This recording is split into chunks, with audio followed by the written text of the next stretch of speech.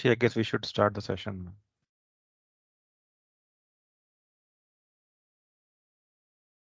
Okay. Let me share my screen and I will start.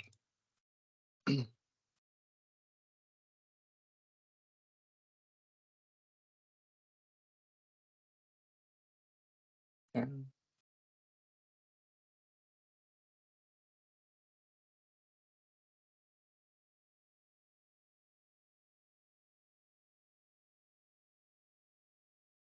so let me know, guys, if you can see my screen.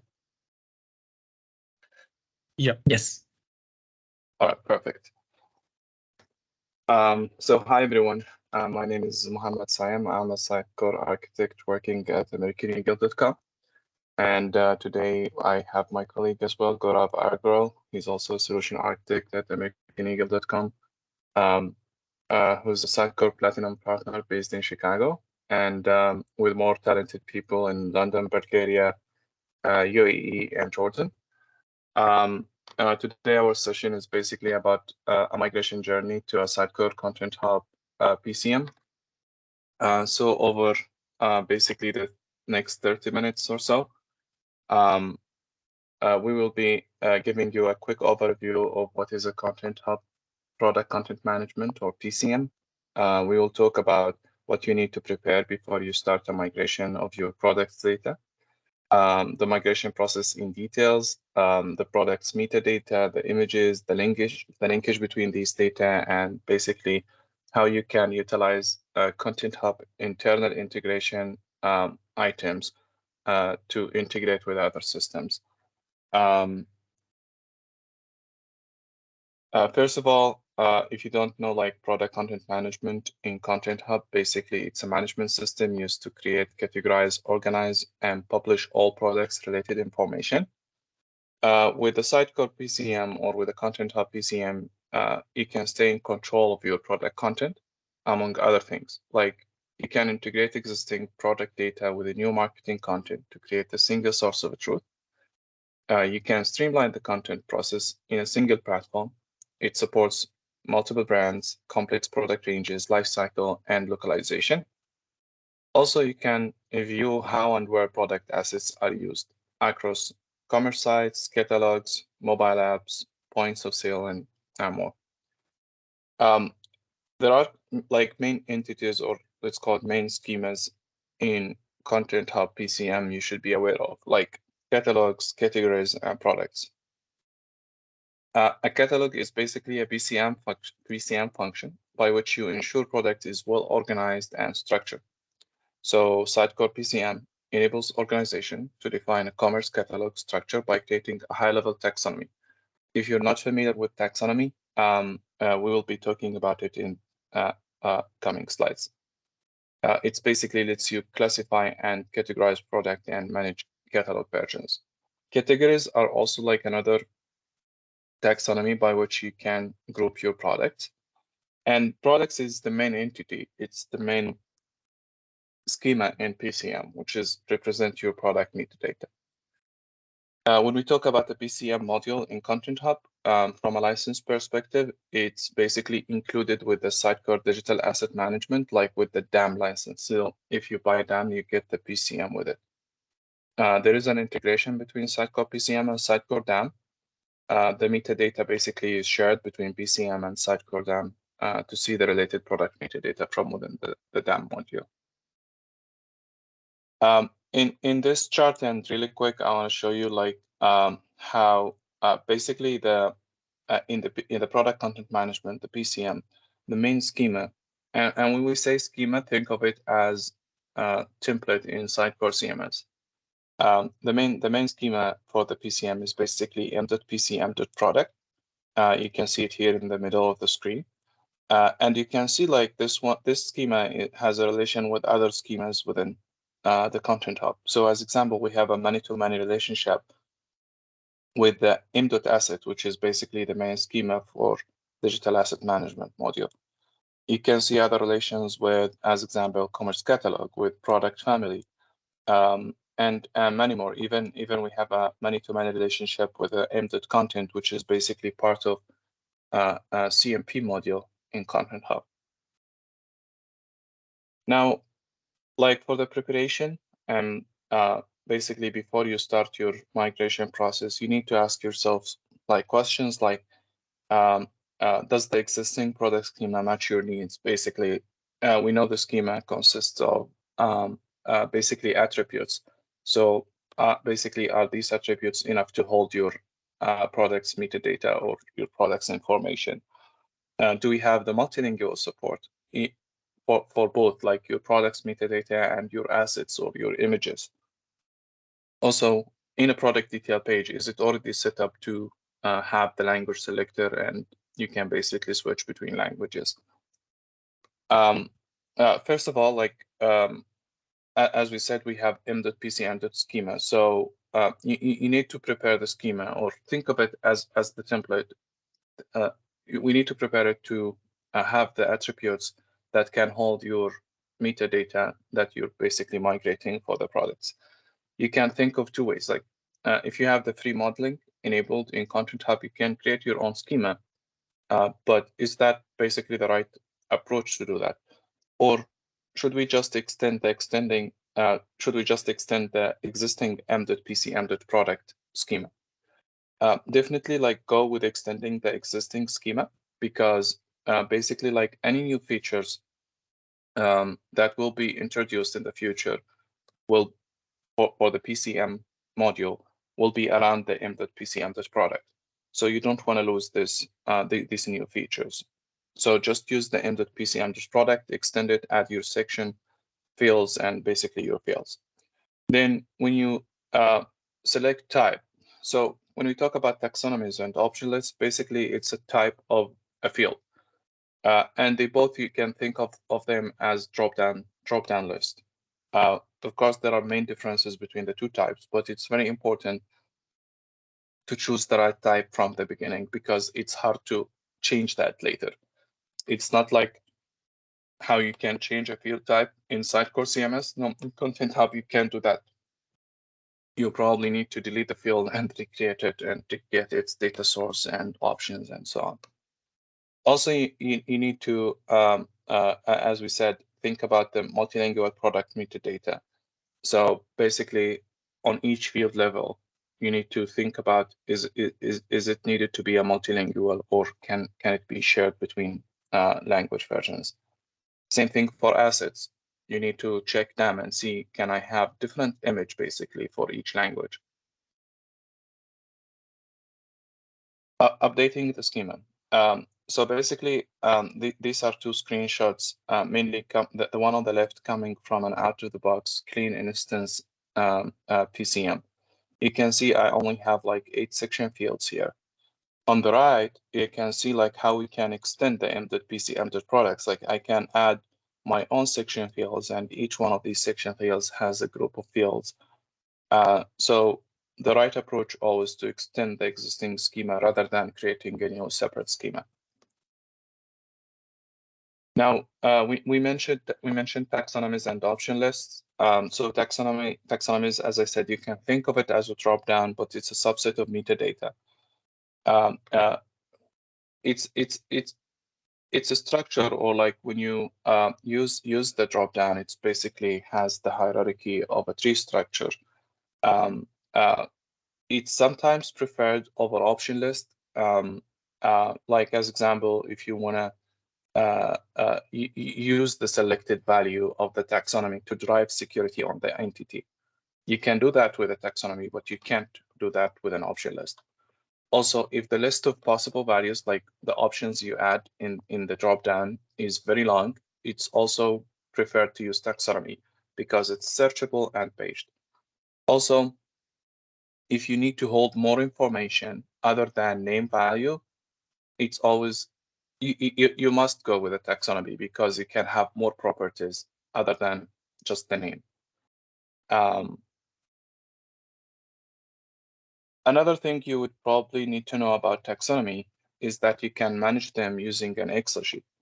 So basically, these are two screenshots from an Excel sheet. So you can basically export and import like the values or the options for a taxonomy. So as you can see here, basically, like I have from the left, I have an identifier. Think of it as an ID of a taxonomy item. I have a name, and then as you can see here, like if I have multilingual setup, I can translate the taxonomy label by adding hash sign and then the language code. I can also, like, if you can see the sheet name here, it's called basic taxonomy. This is a match of the taxonomy name in the module. So this must match the taxonomy name. One other thing you can basically see here, basic taxonomy to self parent. Like if you have a multi-hierarchy taxonomy, you can also maintain that relationship using this field. One thing to mention here is the order is basically important. You need to import the parent first before you import the child.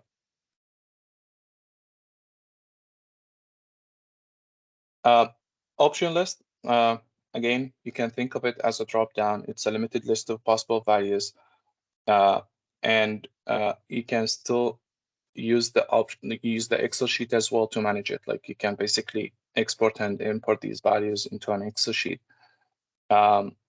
This is very useful, like when you're, if as example, you're migrating these options from another system.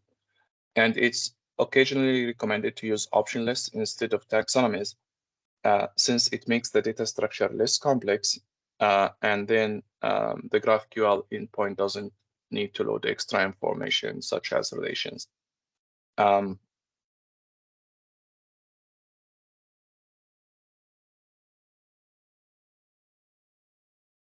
Multi-language support. So basically, this is a screenshot from adding a new member or basically adding a new field into a section field. The one thing I want to talk about here is basically the multilingual checkbox. This is very important. You can think of it as the, if you're familiar with Sitecore CMS, when you add a new field, there is a shared checkbox.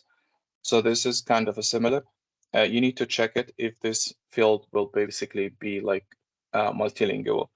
The one thing that you should also know here that you can change this after you create it. So basically, if you missed it and you want to like update that, you have two options. If it's like one field or two fields, you can just delete them and recreate them using UI. Otherwise, you have to export a package from the schemas into a JSON format, then basically update that JSON and then re-import it back. That's an easier way if you have too many fields to update. One thing I should mention here that in some versions of the Content Hub like 4.0 or 4.1, if you go to the product detail page, you will see the language selector is missing from here. You can easily like overcome that by adding an HTML component through pages and basically add the language selector into that location. So there is a workaround, but I believe after the 4.1, the language selector will be included by default in PCM. As you can see here, like you can go to pages, to the product details page, you can add a new HTML component, use the language selector control, and then you can add it to the page. As you can see here now, it's visible on the top right.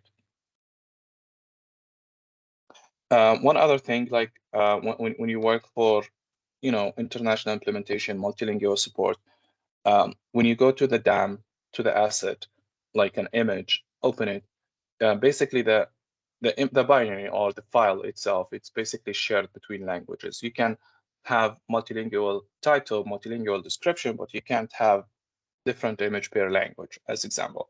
So to work around that, like if, as example, a product is connected to multiple assets and I want to use asset for UK, asset for Spanish, asset for French, or whatever, you can basically tag the image with a catalog. As you can see here, like within the DAM, as we said, like they are highly coupled together.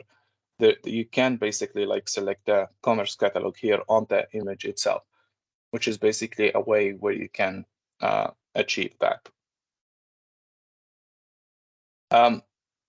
Also, like as we said, like when you migrate items from a legacy system or another system into Content Hub PCM, you probably can think of product images, product metadata, and then you want basically to link the products to the images.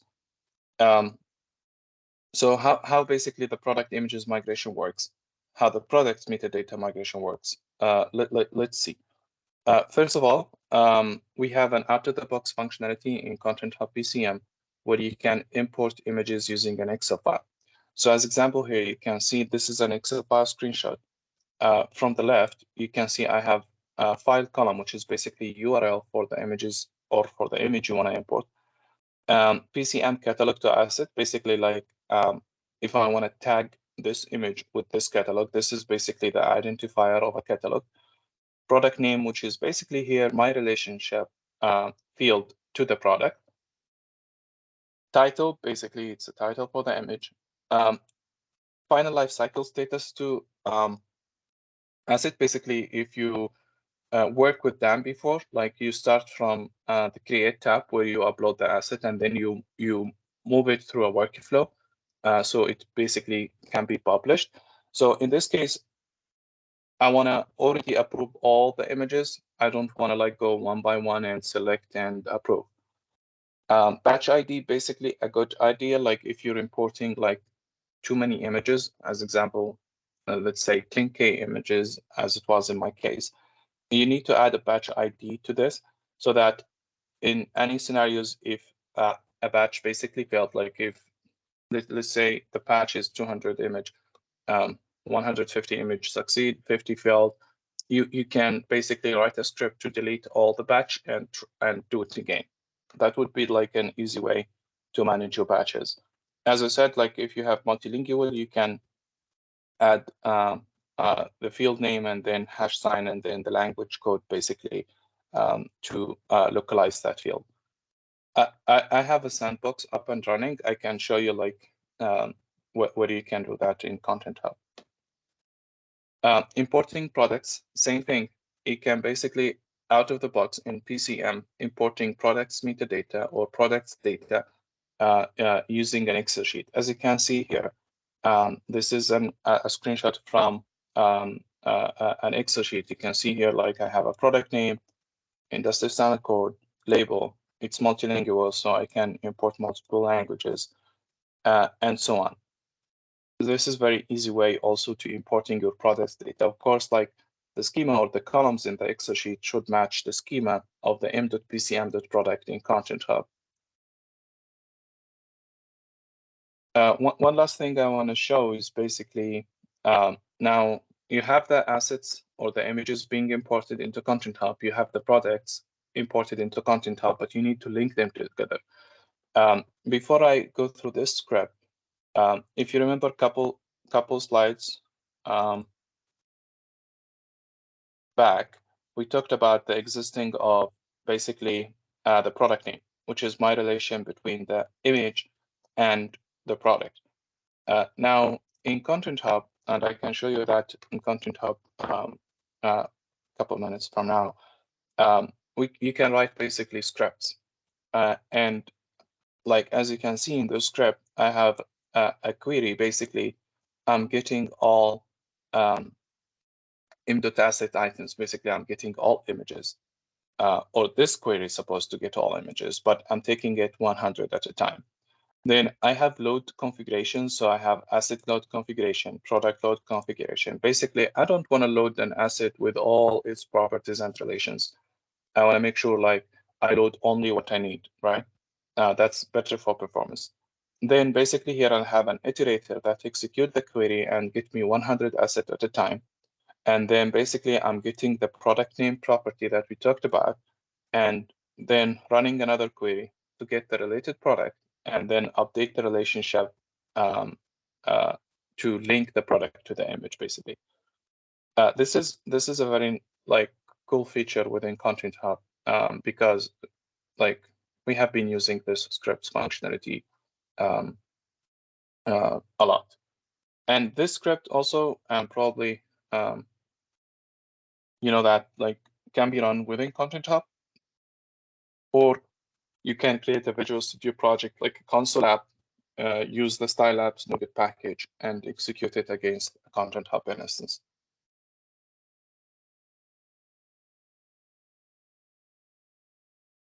Some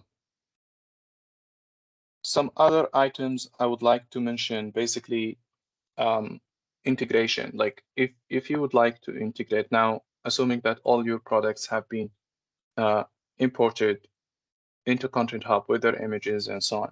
Now, you could probably like integrate the system or the PCM with external systems using some internal integration functionalities or feature that PCM or Content Hub in general provide. One thing I want to mention here that the integration can be used. There is a section called actions in Content Hub.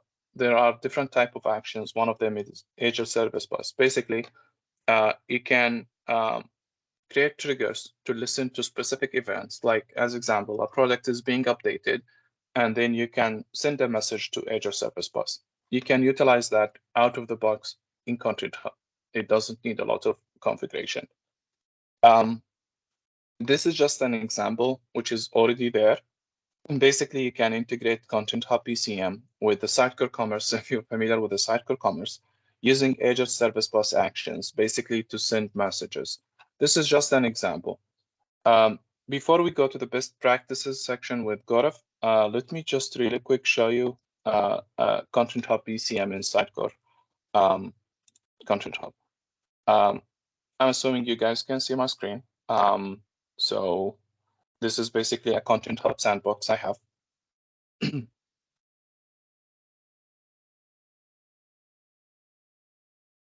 In the top left here, like in the products menu, you can see like commerce catalogs. So this is what we talked at the beginning. You can define catalogs to basically like structure your content.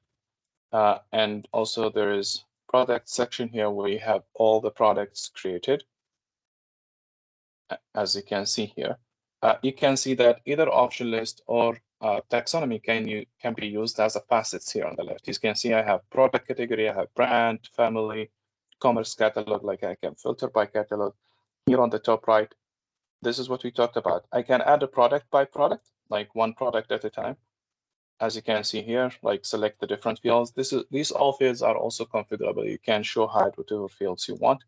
And here I have import Excel. So basically, if you have prepared that Excel file that we talked about that matches the m.pcm.schema, you can just use the import Excel, select your Excel file, and then a background job will start and import all your products. Other things I want to show you, like if you go to Create tab here, basically this is the DAM module. This is the start of the DAM module. When you click Add, Upload Files, you can upload it file by file or image by image. Or you can use an import Excel, which is basically provide an Excel sheet with URLs to all your images plus other attributes. This here, like the manage section, basically is the admin section, let's call it, or super admin. Couple things I would like to show you here, basically triggers. In the triggers, you can think of triggers as listeners. So basically, if you go, you can add a new trigger. Within the trigger, you can, like you see objective, like I want to listen to entity creation, entity modification, entity deletion. Entity is basically an instance of a schema. So product, image, that's an entity. So creation, modification, deletion, I can trigger this or listen to this in process or in background.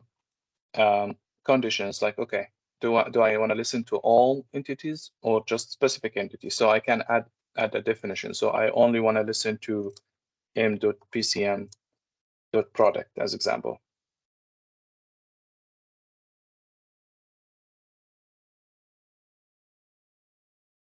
Actions at the end, like I want to listen to this event and then I want to trigger basically an action. In the actions, let me show you the actions really quick.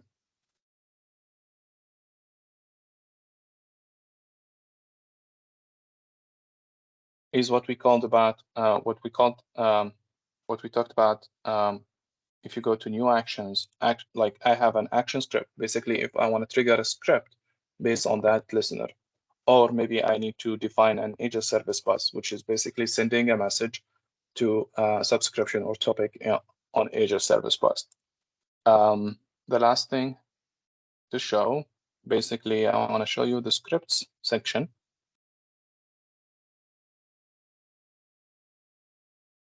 So as I said, like in Content Hub, you can create scripts. So as example, we talked about that script that link a product to images.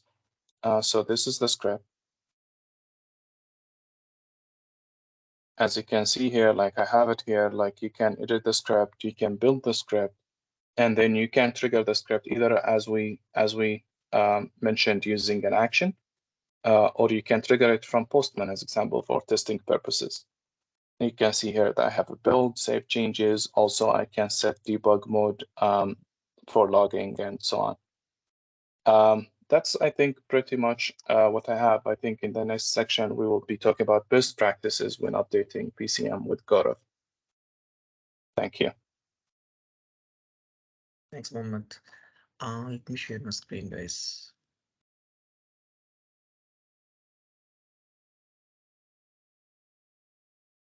Let me know once you can still screen. Yeah, we can. Okay, hi guys. Like most of the people I think know me as I work with most of them. So my name is Gaurav Agarwal. I'm four-time Sitecore MVP. Sorry, I'm working as a solution architect in mechanical.com. So here we are going to talk about some best practice that we used in one of our project. So there are some recommendations that we have mentioned here. Some of them are from us and some of them are from Sitecore as well. So we'll talk about these a little bit. So while creating schema, so as Mohammed shared, we can like have create some more schema as well. But if you're working on PCM things, so we will extend the m.pcm product schema. Sorry. So while working the schema, we should take care of few things. Like we need to analyze the field structure.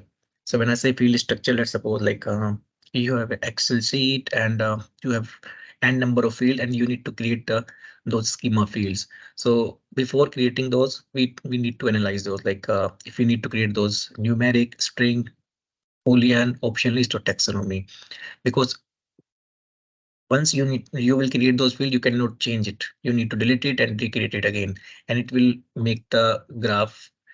It will affect the graph and it will uh, slow down the site content up. So we need to take care of this one. Like it can take some more time to analyze, but we need to analyze it first so that it can be smooth and later on.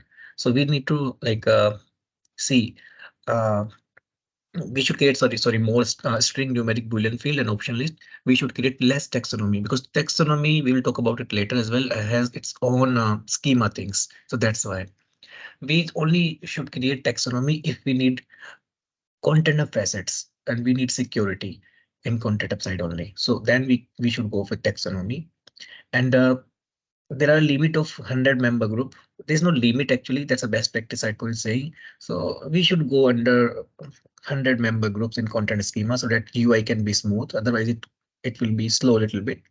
Then there are option like to make the conditional fields and member groups. So we should avoid those as much as possible. We can use those, but if there are a lot, we should go with the pages for conditions. Like on the pages, we can put this product should be for this category, this field should be for this category. We can manage everything in pages. That will smooth the process. While creating the like taxonomy, we need to think it before we do it, because taxonomy is like a drop link. So we want to give option of selecting one taxonomy value, multiple. We need to decide while creating this. We cannot change it later. And it's less self-relation. Like let's suppose you are working on product, you want to related product, you need to create a self-relation. You can create some of those, but don't try to create more and more. Then there is an option of like as Mohammed showed, content of a script. We can create content of script and run in content hub. But if the script is like big, it's making a lot of changes. We should create a separate .NET SDK console app. We should not run it inside content hub. Otherwise, it will slow down again the content hub. So these are some best practices that we use. Let me show you real quick the real content hub thing, how you can create a field and all. So this is like the home page content hub. Then you go to this settings, go to schema. So we are extending the existing m.pcm product schema. So this is like a member group I created just for this demo. Test member group. Just click on it here. You can give it name and all. So if you want to add a new member, you can add it like this one. So you have three options: property, relation, and taxonomy. So if I click on properties, it's give me the option like string, boolean, integer, long, decimal, date time, and option so on. So if you want to create like a string, just create it here, just give it a name, label. If you want multilingual, you can do it. And here, like we can put the condition, but we should avoid this if there are too many conditions. And if you want to make it required, we can make it required. So this is how we can create the fields. And also like if you create a, let's suppose we show you one more thing, option list here. So go next. So you have a like you can make it multi-value, single value from here.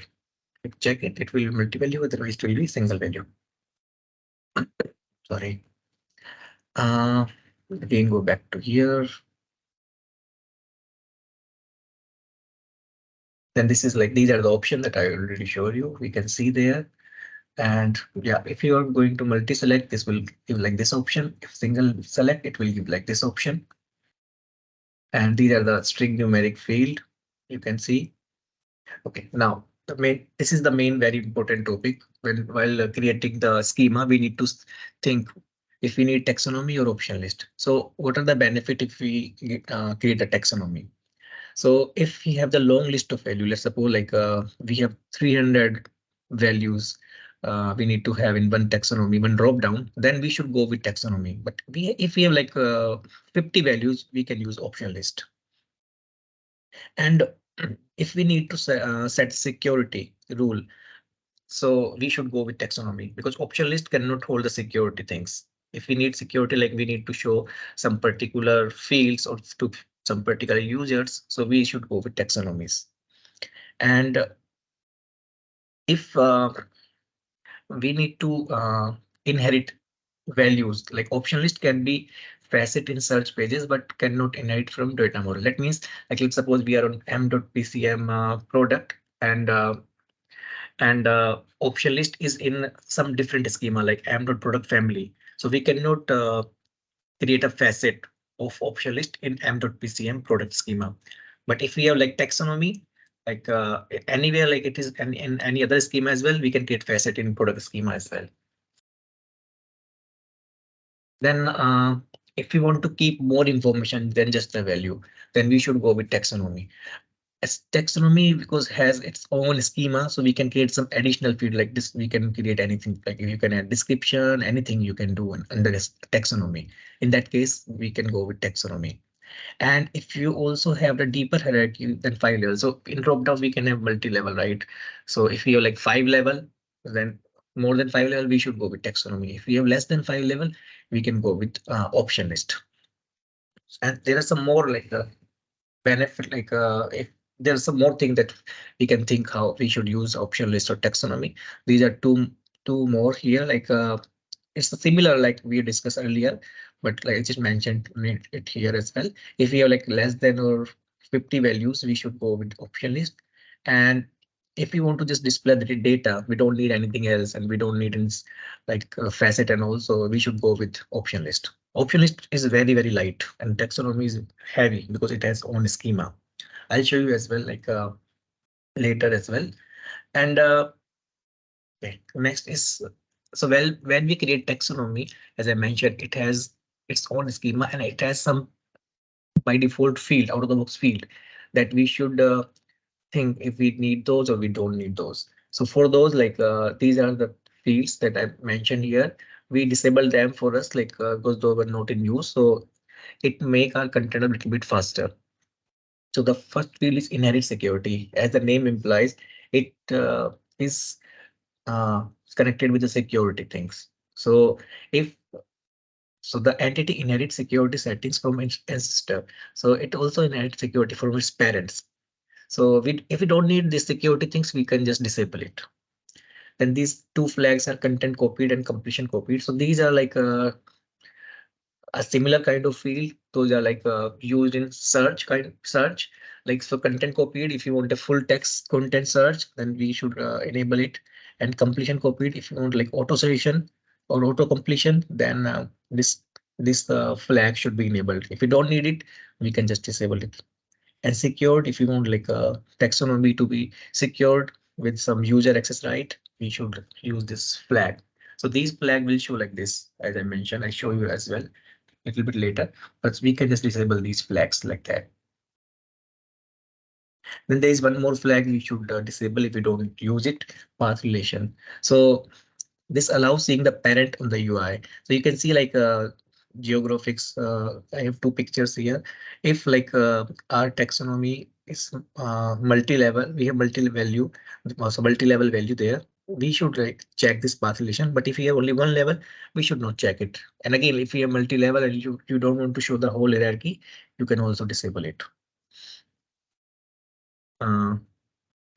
And let me show some more flags. Then I can go with the content hub demo things. So as taxonomy also has its own schema, so there are some more field in this taxon when we create taxonomy side. So these fields were when we create the taxonomy in the schema side. These fields flags are when we create taxonomy itself. So there is a property name boost. So this is like as solar core view, if you want to boost anything, so we can use this enable or disable. So if you don't use this kind of thing, just disable it. Then including content, including autocomplete, again the same kind of thing.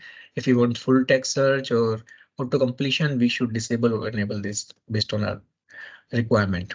Secured, like if you want to give access rights and all, so we should use this as well. So this is how we can enable and disable it. Let me show you real quick.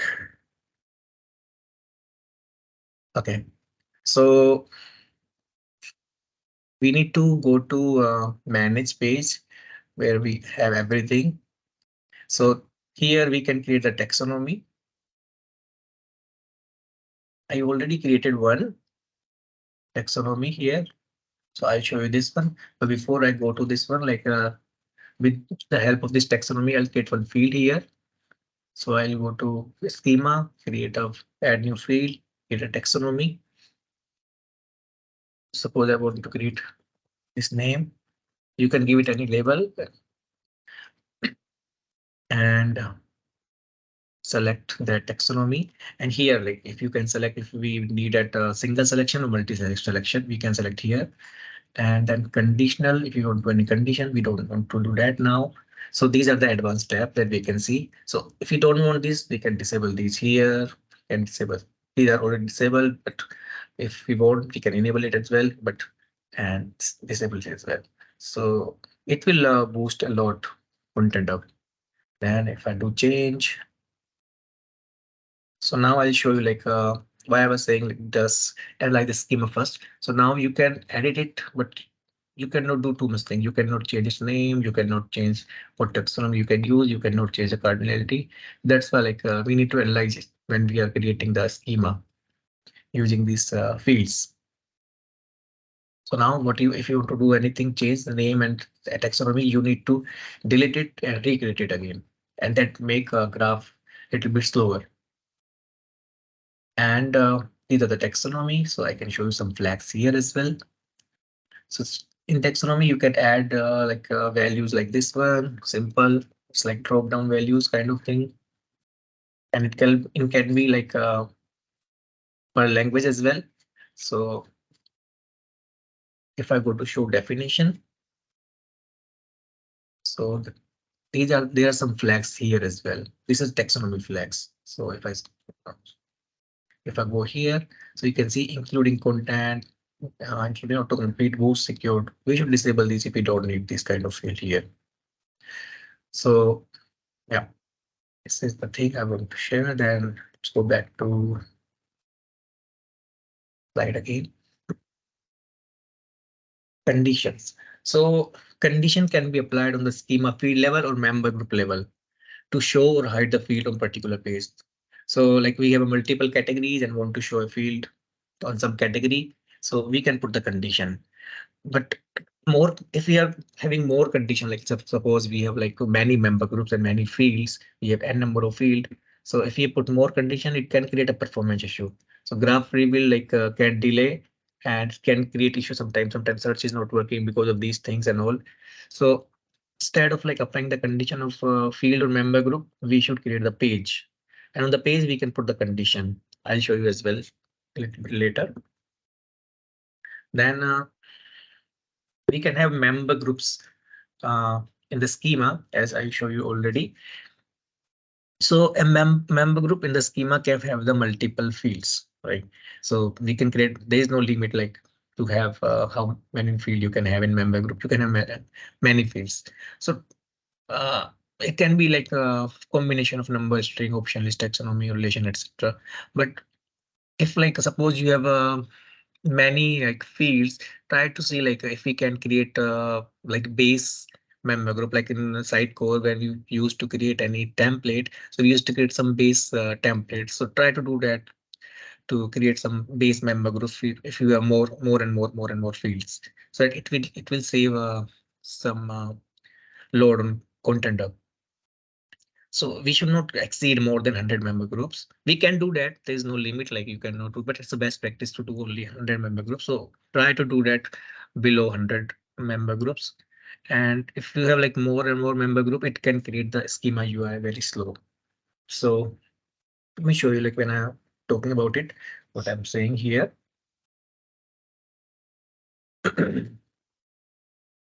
Okay. So when I was saying like condition, so you can put the condition like on field level. You need to go here. You can put condition like I want this for this family. So I can select it and I can add for which family I need it. From here I can do it, and I can also put the condition on the group level as well. The same I can select, but we should avoid this. Instead of that, what you should do, go to the manage tab again, go to the pages.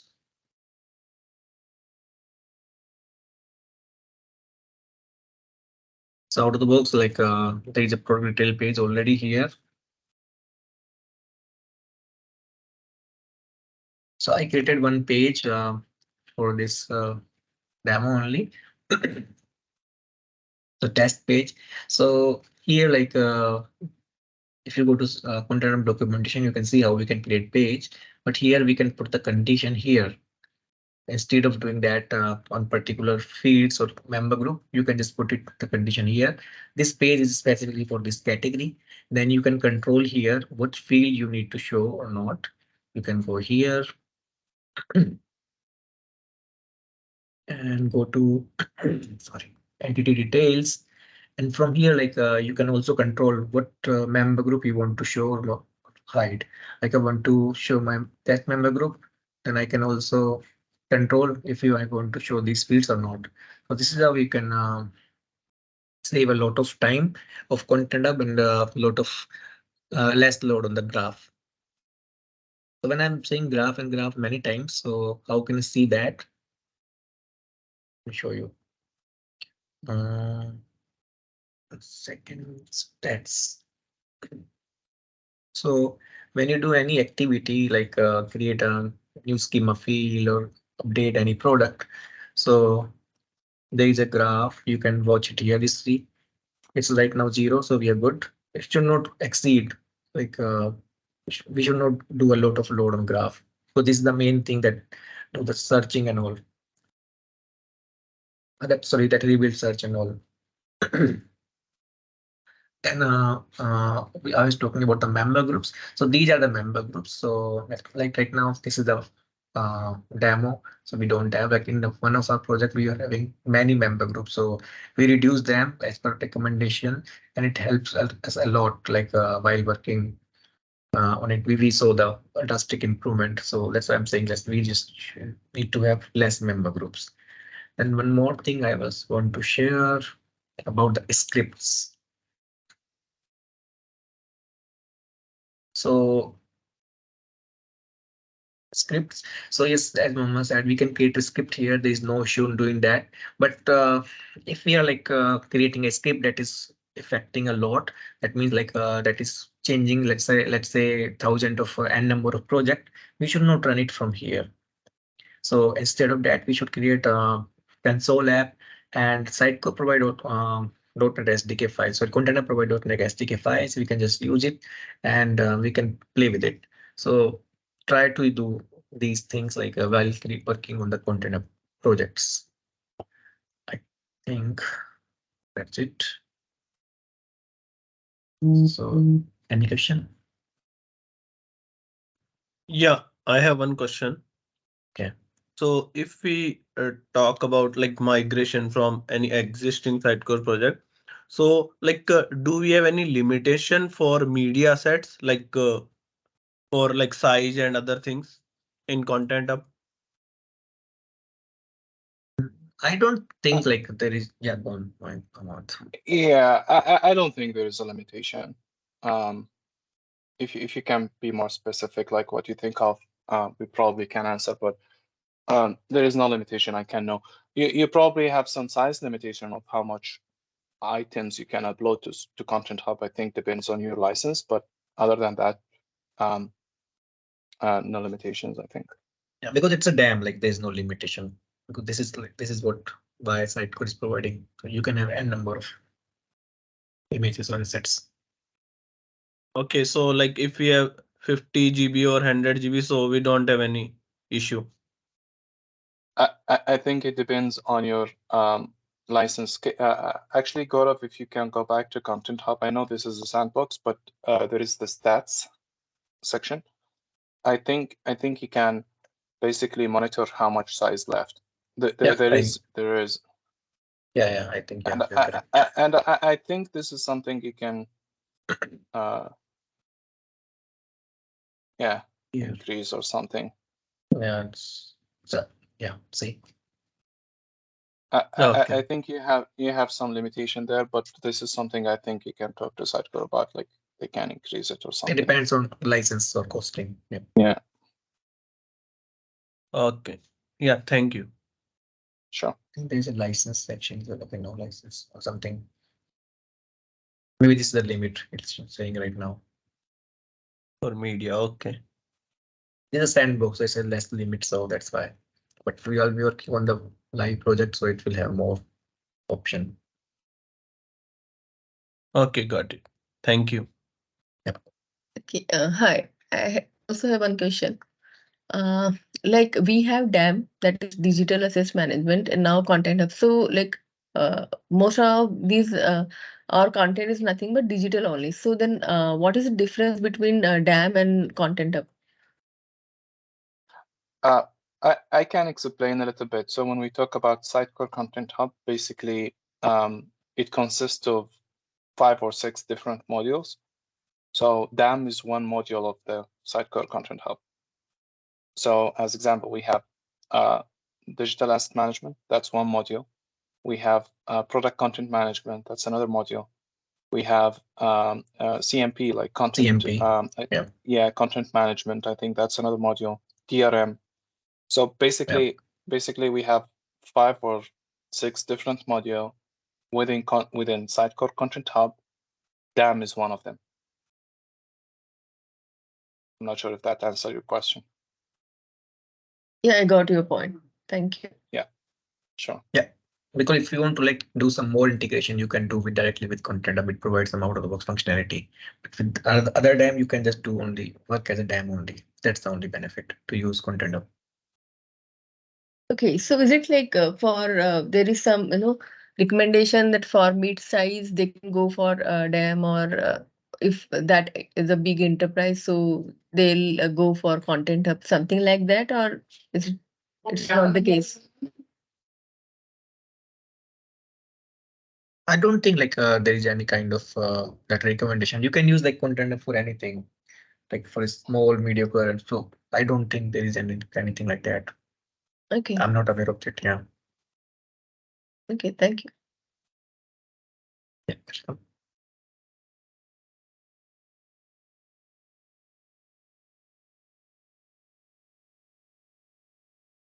Any other question?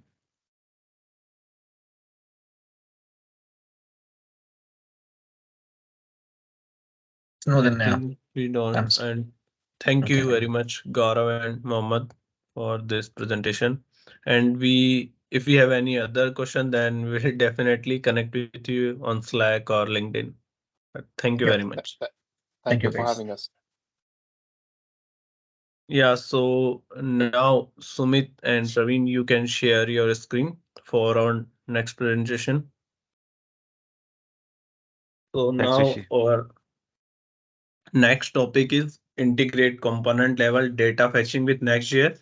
And now Sumit and Praveen is going to present on this. So Sumit, over to you. Thanks, Rishi. Um, Hello, everyone. Thanks for joining this session. And today, me and Praveen is going to talk about the component level data fetching in Sitecore with some theoretical part and practical demo session. So we in our recent application we just use this feature with the Next.js. So we learned something and we want to share with you guys. So before going through this session, let me introduce myself. Can we go to the next slide, please? Okay, my name is Sumit Bhatia. I'm a Sitecore 8.2, 9, 10 CDP personalized certified developer. I'm having more than 13 years of experience in .NET and working in Sitecore from last 5 years. I'm a Sitecore Technology MVP 2023. Currently working as a senior solution architect at Rightpoint, and I'm also an active Sitecore community member. So you can reach out to me through Slack or LinkedIn or whatever source you want. You can reach out to me. Here are my community profiles. So whatever I learn new things in Sitecore, I try to record videos. I love to write blogs, adding modules on GitHub account. Also, as an active community member, I am helping community on Slack and Stack Exchange. So that's all about me. Over to you, Praveen. Yeah, thank you, Sumit.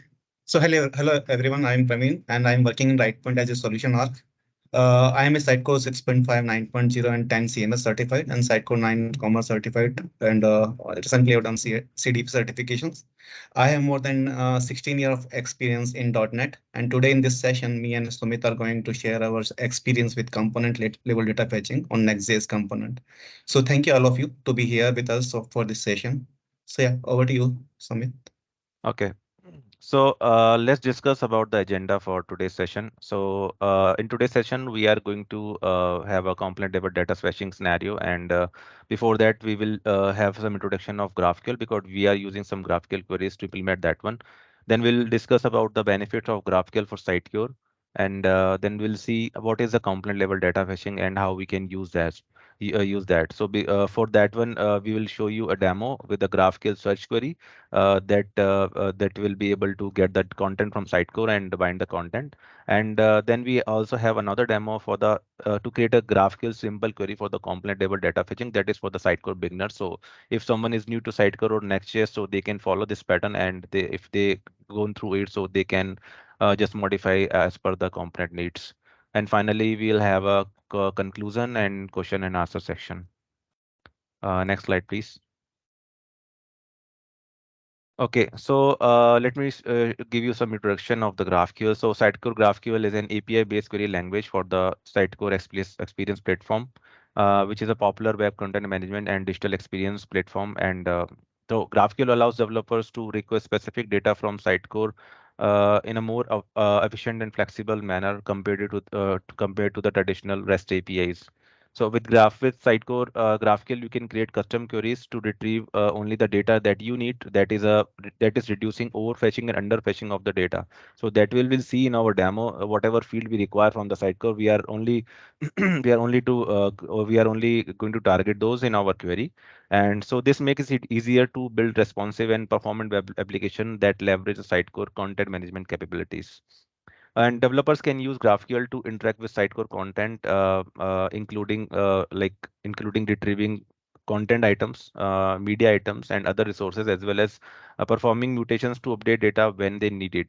It provides a more structured and efficient way to access Sitecore content and services, so making it a popular choice for the modern web development with Sitecore.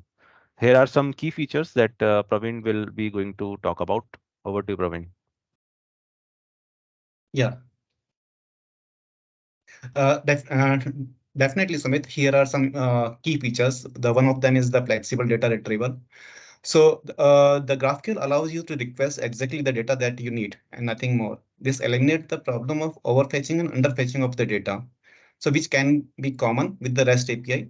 Developer can draft precise queries to get the content and information required for a specific task or view. And the next one is the single endpoint. So unlike the REST API where you need multiple endpoint for different data types or operations, GraphQL typically provides a single endpoint. And this simplify the API management and reduce the number of requests needed to retrieve data from Sitecore. And about the schema and type system.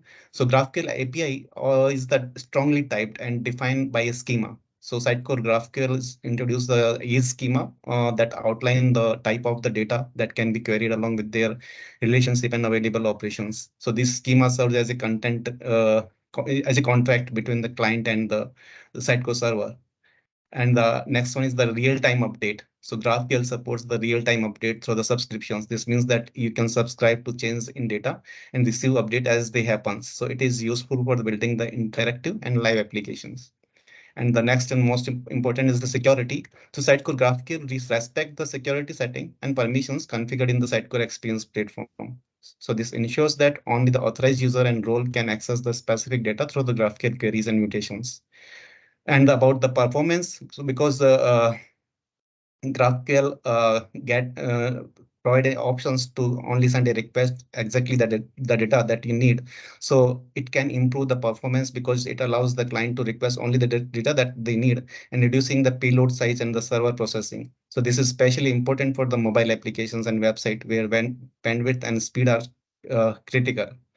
And the last one is the tooling. There are various tools available for working with GraphQL. So the Sitecore itself provide a graphical query builder, and that is the developer-friendly interface. So these tools make it easier to explore the schema and compose the query and test those query interactively. So the overall, the Sitecore GraphQL is a powerful addition to the Sitecore ecosystem and making it easier for the developer to build modern, efficient, and flexible digital experience by providing the fine-grained control over the data retrieval and manipulations. So these are the key features about to use the GraphQL with the Next.js. Okay, So yeah, thanks. Sumit will Yeah. describe about the difference between the GraphQL and REST API. Okay. So thanks, Praveen. And there are some the last point of this presentation, like what is the GraphQL between the GraphQL versus the REST differences. So I didn't find the major differences, but whatever I got, I'm going to explain that. So use REST API when you have a well-defined and static set of endpoints, and you want to leverage HTTP caching mechanism. And choose GraphQL when you need more flexibility in querying data, and you want to avoid the overfetching and underfetching issues, and or require real-time capabilities and strong typing in your API. So the choice between GraphQL and REST API depending on your specific project requirements and goals. And the decision between the GraphQL and REST API should also take into account the developers seem familiar with the technology, as well as the long-term maintainability and scalability requirement of the project. So it's essential to evaluate the specific needs of your application and choose a technology that align best with those requirements. Next slide, please. Here are some benefits of GraphQL for Sitecore. We'll quickly go through that one. So first one is improved efficiency. So Sitecore content can be complex with various templates and fields.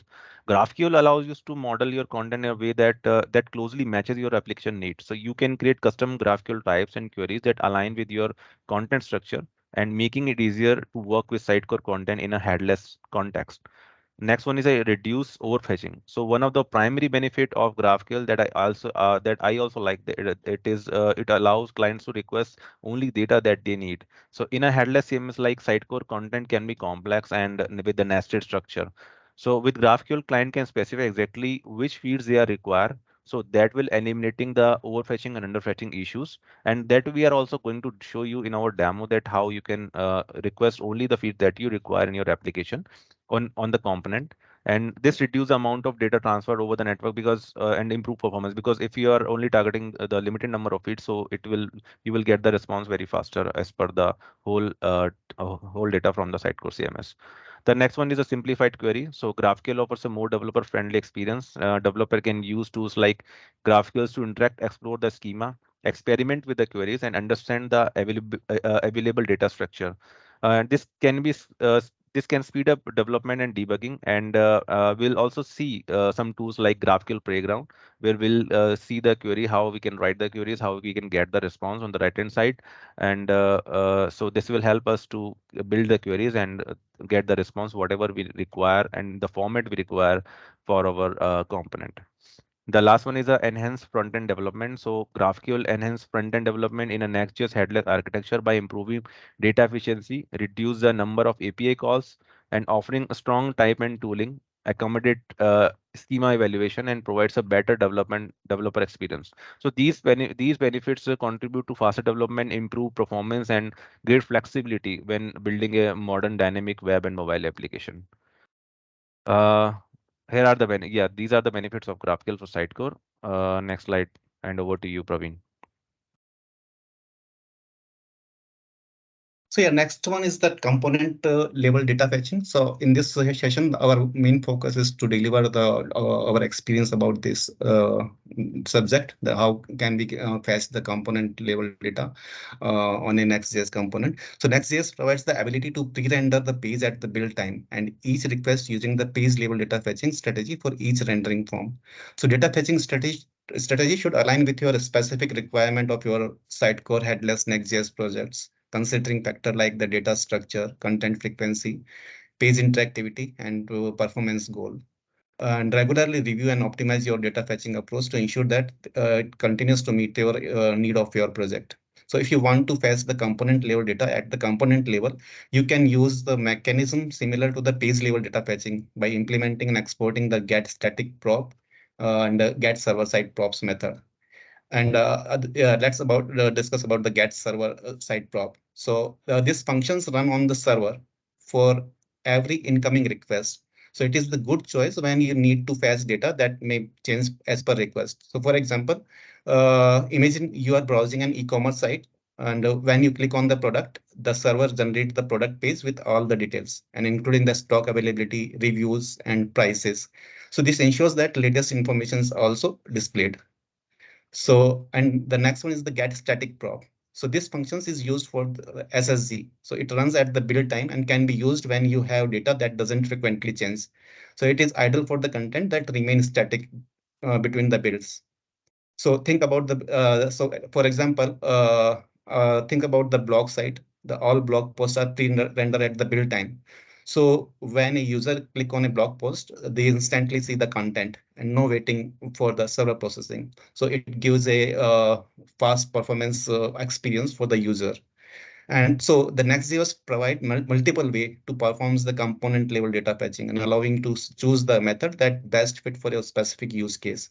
So whether it involves the server side rendering and static side generations and the client side interactions. So in this sessions, we are just going to discuss about going to demo about the get static prop. Uh, Using this get static prop, I just want to discuss about the how can implement the Sitecore search query. For this, in our solutions, I have structured these files to build this component. So the first one I used the related resources module CSS to styling the component, and the second one is the related resources.txs file. So this is the Next.js component to render the HTML based on the logic and the related resources query template. So this template keeps your GraphQL query. So these are the three files is binding this component about the related resources.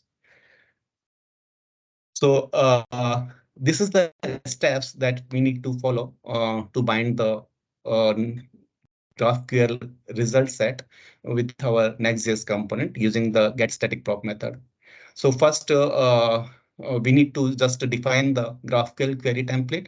And this query template, we need to just write the query.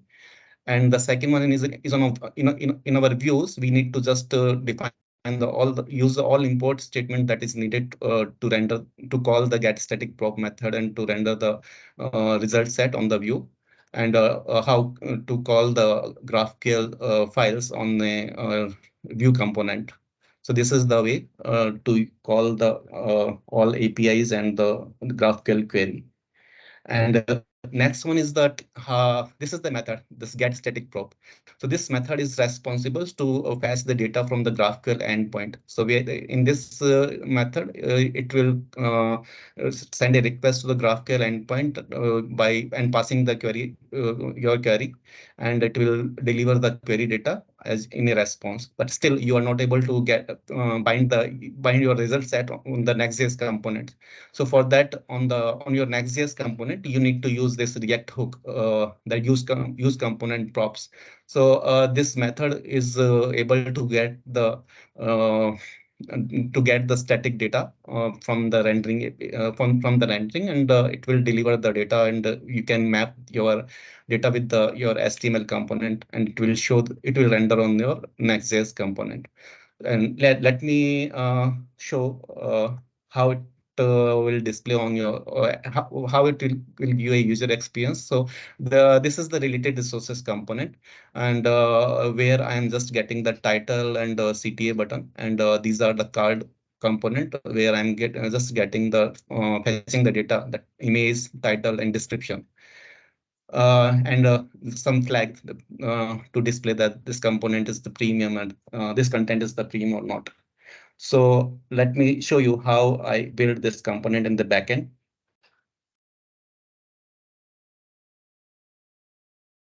So this is the our front-end solutions, and here you can see below this folder that related resources. This is the styling file. It keeps all CSS, and this is the GraphQL query template where you need to just to write the query and need to define your search criteria, search filter parameters using the and or predicate operator using the for the multiple fields like language, template, and path. And because I'm getting the related resources based on the solutions field, so in the site CMS we have a tag, the solutions tag. So all relevant solutions, those match with the current page, will be getting in the related resources. And here on the order by, we need to define the field that we want to, from which we want to order the result set in the ascending and the descending directions. And this is the most important about the result set, because here we want to only specific, we don't want to get all the site CMS data. We want to only the data that is relevant for the component. So here for this component, these are the relevant field that we need to show on to render on the component. So this in this GraphQL query, we need to define all these things. Or uh, here, let me show you how we can run this query on the playground. So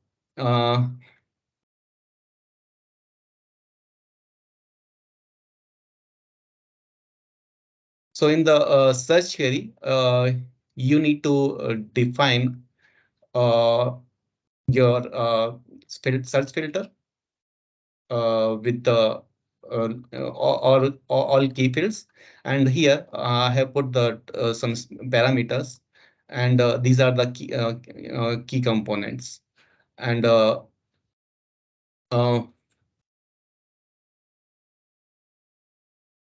on the search header, we need to define the search API key.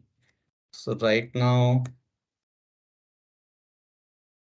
I think something has been lost.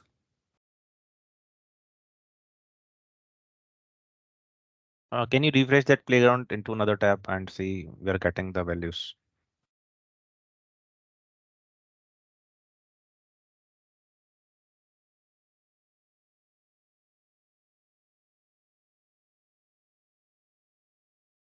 Yeah, let me get the search API key from here.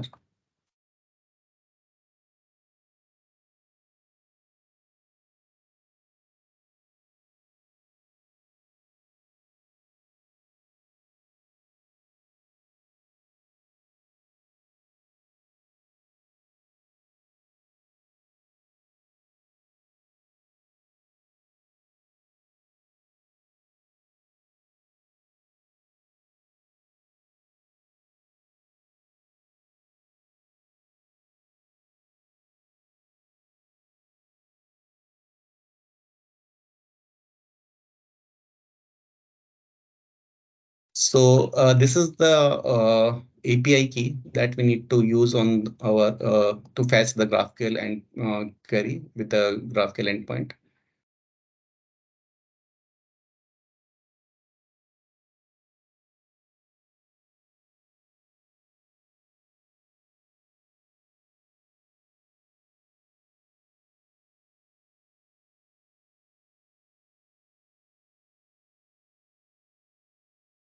Sumit, what is the value key of this field? Right? Is it right? Just a minute, I'm checking. Yeah, I got it.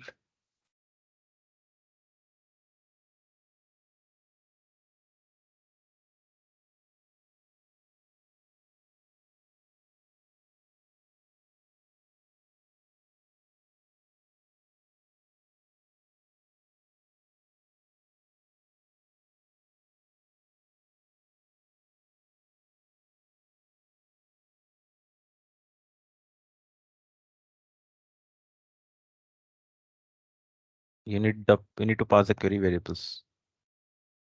Yes, yes.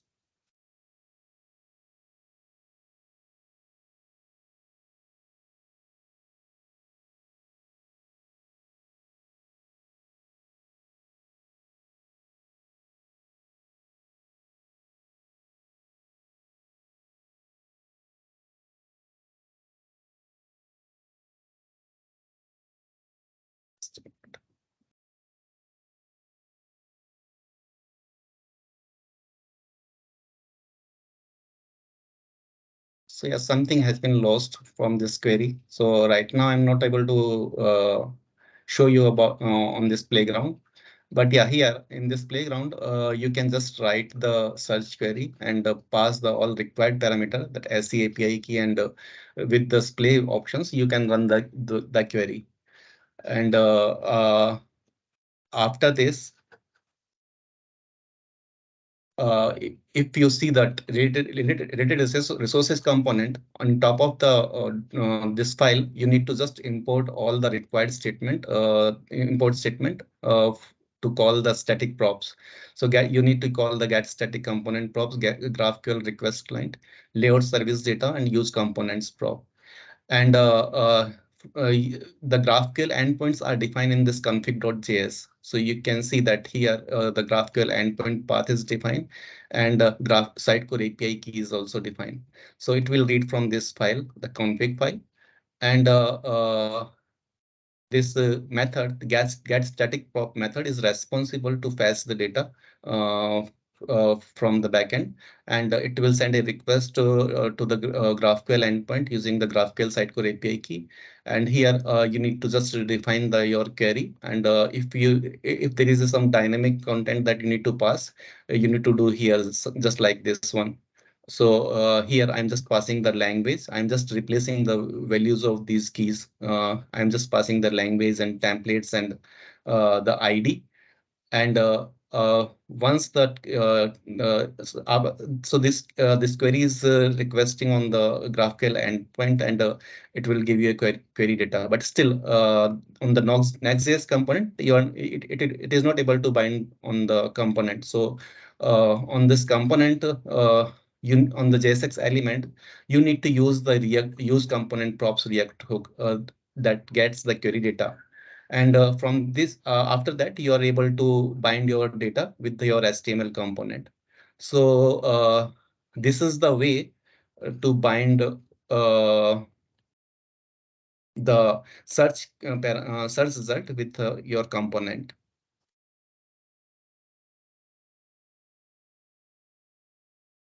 So when you render that, it will show just like this one. So yeah, that is all about the search integrations using the GraphQL query. So over to you, Sumit, to show you that how can you integrate the simple GraphQL query. Yeah. This is a like a very simple way to implementing. We are using the same structure and we are using the same approach, but I will make it very easier. So if you are a Sitecore beginner or you are new to Next.js, so you can easily understand which few number of fields that how you can do the component level data fetching on for a simple component. So the structure of the file, you can see it's look like the same that Praveen also show you. So the component we are using is a homepage hero. So there are three files we are targeting. First is the homepage hero.module.css that is having all the CSS that is be applicable on the particular component. Homepage hero.tsx that contains all the logic. We are trying to retrieve the value using the GraphQL query, and we are trying to bind that values as a response into this component. And the last one is a homepage hero query template.tcs, where we have kept our GraphQL query as a string, and we are passing the data source path as a parameter and the current language as a parameter, and we will get the response from Sitecore, and we'll be able to find that one. Okay, can you move on to the code, please? Yeah. So this is the component. You can see there's three files. So let me open the one by one. The homepage hero.module.css contains the CSS as I mentioned you earlier. The next one is a homepage hero.tsx. It contains the logic. So we will come to that point at the very last. And the last one is a homepage hero template.tsx that contains a very simple query, GraphQL query, where we are passing the data source item and the language. Now, can you open the playground? Praveen, also I have sent you the parameters for my query. Maybe we can check if it's working. Yeah, just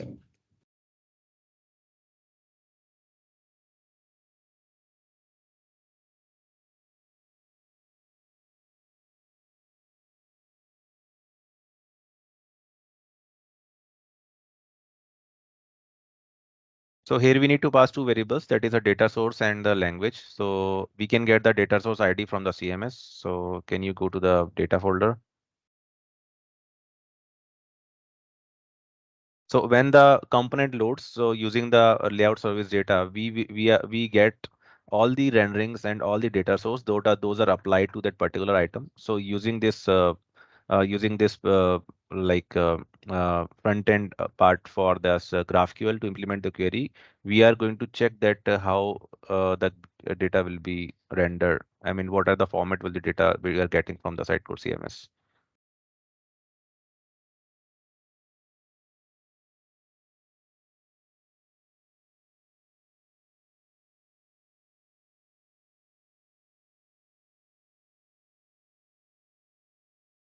Okay, we have defined the data source and the language, just a minute. and yeah, we need to modify the query.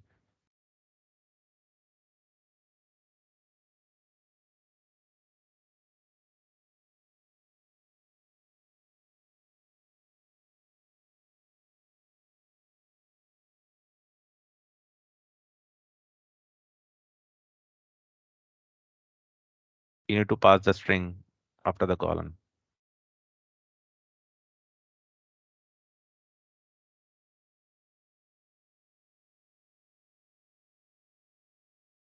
Yeah, after the colon, let's write a string, string,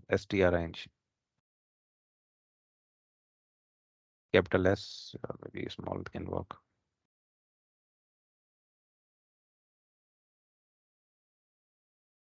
Yeah, try to run the query.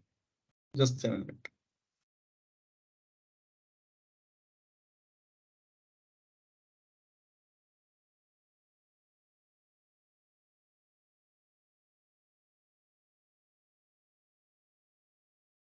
Yeah, there is some error.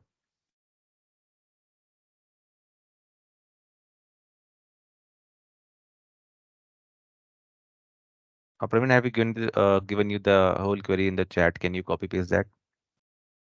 Yes, yes.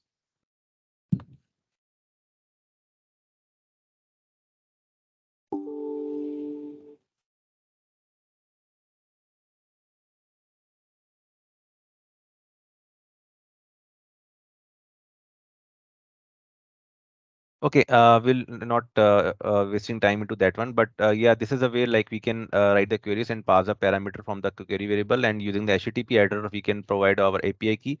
So on the right hand side, we will see the JSON format of the data that is coming from the Sitecore side, and we can if we can format our data like whatever field we need, we can define into the left hand side query. Like in this component, we have four fields that are required. There are other fields as well, and you can get the ID name. It give you intelligence cell you can add here with the template. that for the homepage hero template, whatever fields we have, we can define there. But for this for this GraphQL query, with the help of GraphQL query, we can get only the fields that are actually required for our component.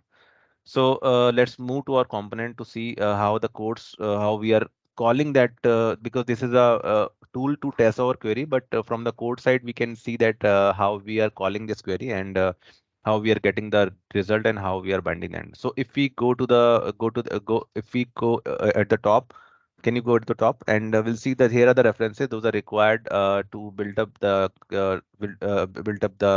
query and other parameters for this component. And once you will add that code into your Next.js application, it will give you the parameter references using the help of intelligence on this panel using the Visual Code. And if you go to at the last, so you can see that we are using the get static props. So we are passing the component rendering that we are getting from the layout service response, and we are using the layout service data using the GraphQL client, that is line number 108. We are getting all the configuration for that is required to run the query. That is the GraphQL endpoint and the Sitecore API key. And as I showed you that we need two parameters for this query, that is a language, and that is a and the current data source. So you can see that we are replacing the underscore data source with the data source that we are getting for this component, and also the language. And finally, using the GraphQL client, the request, we are passing the query, and we will get the data once we are requesting that one. So if you scroll up, so here are on line number 36, we are using constant data, and we are using use component props and passing the rendering ID, and we are casting it into the homepage hero props. That is a props where actually we are using the TypeScript. So we need to cast it into the TypeScript object. And then once we get the response into the data, so using the data, we are binding the background image for the component. We are binding the header, the title, description, and the CTA. And here are some motion tips we are adding here, that is be responsible to motion that component. That was a need for this component, but you can make it simple that whatever how how you need to write the component. So it's up to you how you will write the code for that one. So this is how we can implement that one. And if you see at the front end, if can you see, Praveen, the front end, we are getting the how the component will look like at the 4 tab. Yeah, so this is how we have rendered this component. We are showing the background image, we are showing the title, description, and the CTA, and yeah, using the component level data fetching. So this is how we implemented using the component level data fetching. So I'm going to the conclusion of this presentation, like utilizing component level data fetching in Sitecore allows for more efficient and target retrieval of content for a specific element on the web page that we have already seen for the component in our demo. This approach enhances the overall performance and user experience by reducing unnecessary data loads. In addition to this, it enables personalized content delivery, ensuring that visitors receive relevant information tailored to their needs and performance. So overall, implementing component level data fetching in Sitecore needs to a streamlined, responsive, and user-focused websites.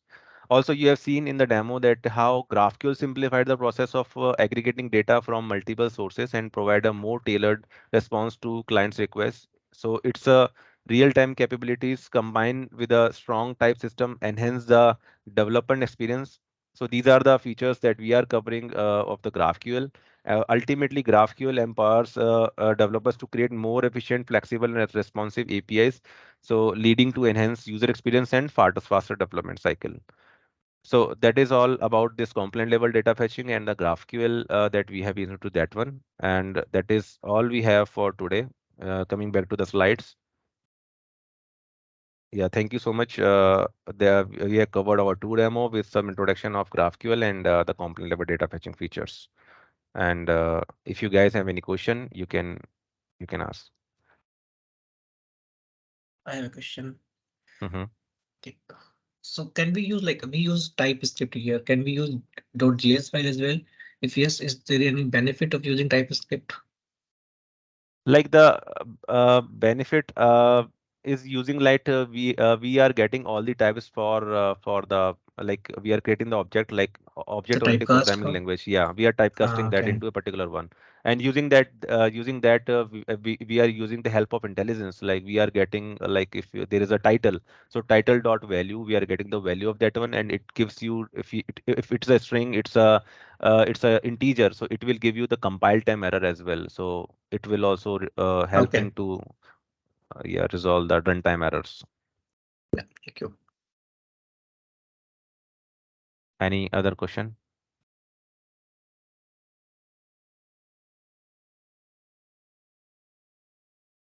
Thanks, Rishi. I guess we have covered the session. So if you have any question, like if you are just starting your NextJS application and you're a beginner and if you see like want to implement the component level data fetching, so you can reach out to us through Slack. We are active as a active community member, so we will be try to solve your queries. And we are also like as a beginner of this Next.js because recently we worked on a Next.js project, so we got these new features. That's why we want to share you with all you guys. Thank you. Okay, Yeah. thank you, Thanks. Sumit. Praveen. Thank you, Thanks. Praveen, for this session. And it's really like I think you learn and you give this session, so it's good. Like everyone get at least a brief idea how this component fetching is working. So thank you very much for this, and Thanks. thanks everyone who joined this session and the previous as well. So thanks again to all the presenters like Mohammed, Gaurav, Praveen, and Sumit. Yeah, thank you Yeah. all Thank for you all. Thank joining. you. Thank you, Bye, guys. everyone. Bye bye.